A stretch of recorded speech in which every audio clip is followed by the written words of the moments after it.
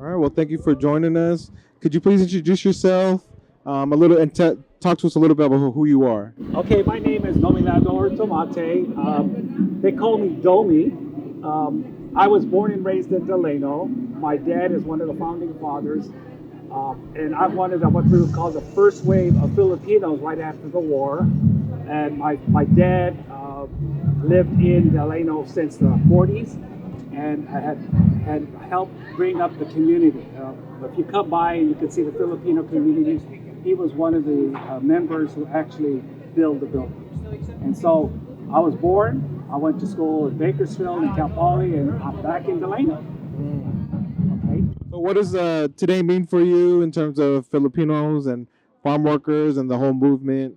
Okay, well, Larry Itliong was a founding father of the Agricultural Workers Organizing Committee. In September 8th, 1965, he led the first labor strike movement in Delano. And it was predominantly Filipinos. And Larry Itliong was the leader of that committee. And you'll see one of his booths. You'll see him all over the place here.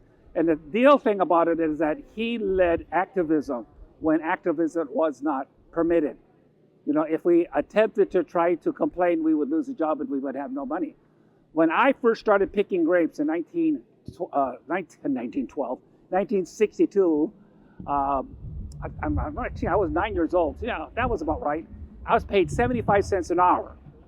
And then when they passed, when the strike occurred, we got a 25-cent raise, which was an awful lot of money at that time. Okay, but anyway, to make a long story short, it became the impetus to raise standards, and obviously it's a long growth on that regard. But one of the things I want to make sure of is that during that time, and I think we mentioned it, there's two types of Filipinos: the ones that had families, and then the ones that stayed in the labor camps. And unfortunately, you can't see those labor camps now. Now, the labor camps is where the bachelors live. And I wrote a story in my memoirs that talked about one of the gentlemen who passed away. And he passed away with no family. You know what I'm saying is that he lived and died in labor camps, and then obviously he lived in obscurity. Whereas my family, you know, we had families, and then when my dad passed away, he had his family around him. So you could see the split. And what makes this so important is that we recognize the people or the men and the families who work together to build this community. Now, if you go and see the wonderful things you have here, this is a result of all of that. Can you share with us a memory that you have that stands out to you about growing up in the labor camps? Oh, well, good. He wants me to. All right. I lived in the labor camps. And I think if you may have heard this story, I guess anyway, I'll tell you. I lived in a boxcar that resembles a motorhome. And the farmers allowed us to live in it. And we had swamp coolers, and we had, basic conditions. And I lived there, I'd say, the first 10 years of my life before my dad built a home in Delano. And we lived in the labor camps, which were primarily bachelor men. And the thing about it is that it was a situation where it was common. All of the people around my age lived very similar lives. And we had buses that take us to school, and we learned how to read, write, and arithmetic. And it created an opportunity for us to break that cycle. We didn't know that. All we know is that we went to school. Now, picking grapes or doing any of that stuff, how many years ago was that? We were taught to wake up at 5 o'clock in the morning, put our work clothes on, right? And then to work.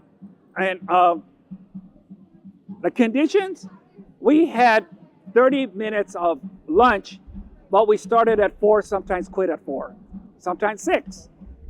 75 cents an hour, you couldn't break that with a stick.